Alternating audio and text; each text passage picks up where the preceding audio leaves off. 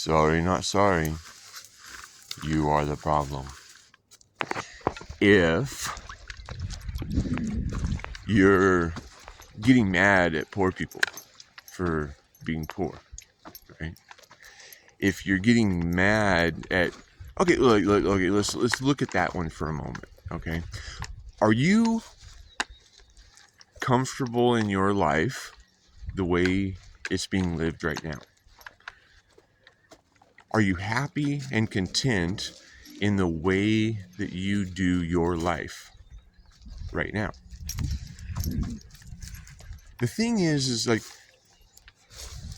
people are getting upset at people who are poor that are living in cities who aren't willing or able to pay $1,500 a month for a box to live in, when most of their day they would rather spend at the park or at the river or with their friends or hanging out with their pet or hanging out at the library and learning something or entertaining themselves, right? I mean,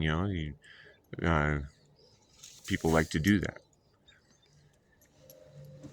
But it seems like the people who are most in stress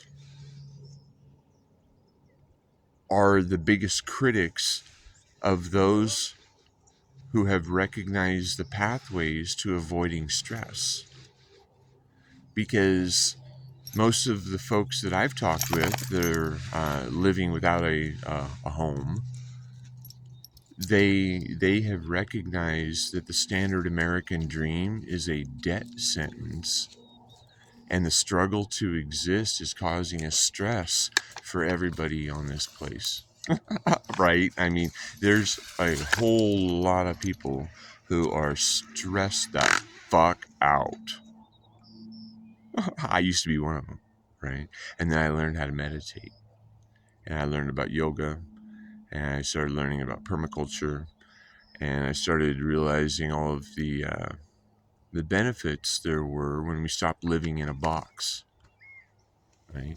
I mean, like right now, my morning, me and my dog, we're out here hanging out in gardens that I'm creating, and sometimes my friends come up, and it's fun to co-create with people because, like, let me see here. Oh, there you go. Um, like this spot right here, right? That did not exist until 15 little people and like 5 bigger people showed up, right? And we moved rocks over into that spot, and we created a garden space that's going to be able to grow a lot of food, and the little kids, they said, oh, oh my gosh, there's a lot of cucumbers here, can I get a cucumber? I'm like, yeah, fine, go ahead and find a cucumber you like, and we'll slice it up, and you can have it, or or we'll peel it, and you can eat it. And they went to grab it, and they're like, oh my god, it's pokey. I'm like, well, yeah. I said, ain't you never eaten a cucumber? Or a cucumber that hasn't been handled by a bunch of people or moved a bunch of miles? I said, because that cucumber has its pokies on there, so that way the rabbit's not going to eat it up before you can. That cucumber loves you. So yeah. So we have people that are being highly critical of poor people who are choosing to not live in the stress and struggle of the standard American dream, and we're seemingly very critical of them when. Sorry, I gotta spin around sometimes because Monty doesn't care what side he's walking on, but it kind of matters to me because I'll fall down if I'm wrapped up, right? So anyway, we have people being critical of poor people who are making their way. But what we're not recognizing is that the way our society is living and expecting other people to live, it isn't healthy, right? I mean, if there's 4 things that I could have in my life and that I have created in my life, um, it's health and happiness and peace and abundance. And sometimes that abundance, it's well, it's surely not digits in a bank, because that would be dumb, right? I mean, that's stupid. But if you buy items of tangible value, right? Like, let's see, we're gonna head over in a direction. I'm gonna show you what I mean. So if you spend your time gathering real things, right? And if you are frugal in how you live life, you can really find a cool way of doing it. Hey, Monty. Oh, come here, bud. Hey, come on. Come this way. Good boy. Go down. And so here, we've got a little shelter that retains the dirt behind it and stuff. But these are just investments of time and energy. None of this costs me any money. But when it's done, people are going to want to pay $200 a night for an Airbnb to stay here, so they can. I don't know if the camera's going to look, but you got a nice view right there. You know, I mean, that's. And this is the front's going to be all windows. And I did pay a few bucks for a wood stove. It's going to make this place really nice and cozy. And down, right there, right to the right. Good boy, good boy. And then another time I spent my money, instead of putting it in the bank, I bought some fruit, and it came with a seed. I put the seed in the ground, and these trees happened, right? And that's a good way to spend your energy, growing food. Come on, Monty. Come on. Hey. So, anyway, investments in you and things that are of value are going to be better than money in a bank. And your happiness and the ability for you to avoid stress is worth risking judgment and criticism from other people. Right? People thought I was nuts when I closed up my business, because it was successful. I was making pretty good money, you know. But I also didn't believe that what I was doing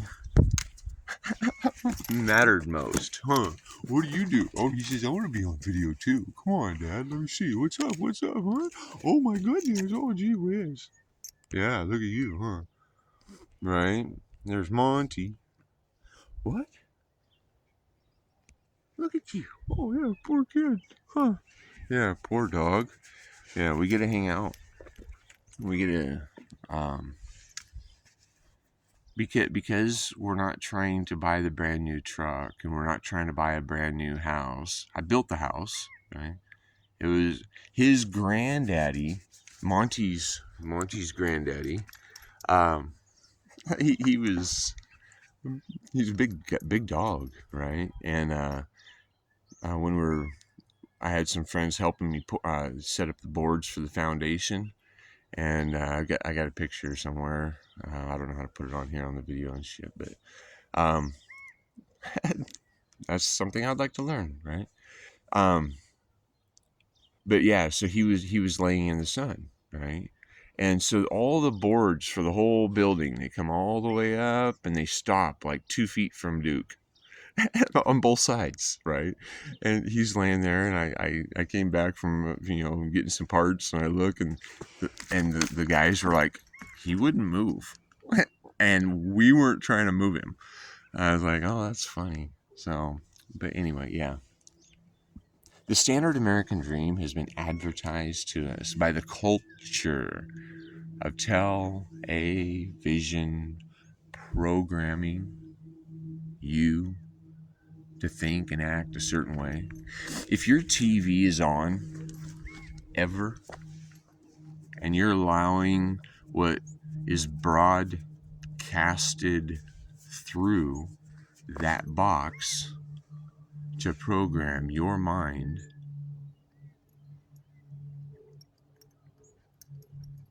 you're probably not experiencing health, happiness, peace, or abundance.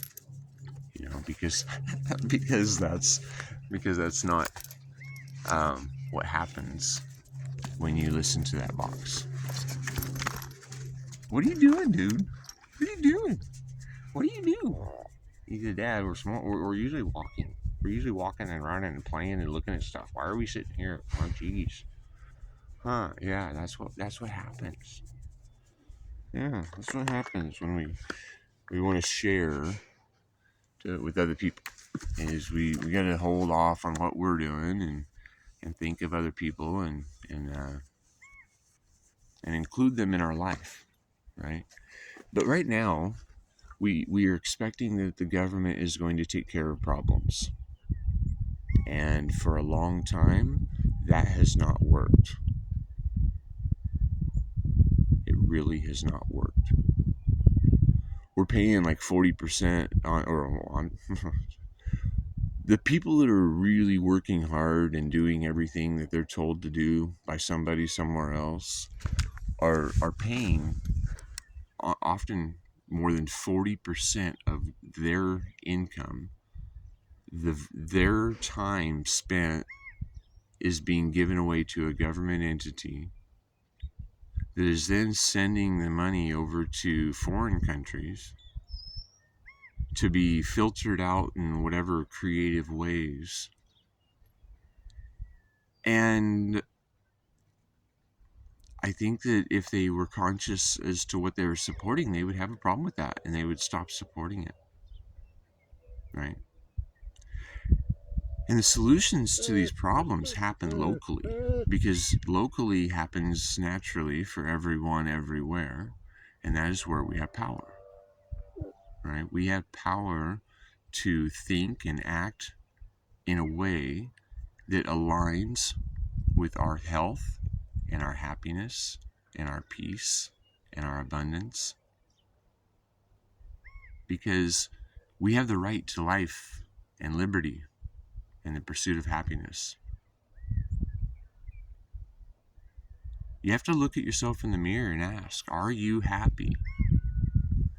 Am I healthy? Am I peaceful? Do I actually feel at peace with everything around me? And am I abundant? Or am I in debt? Debt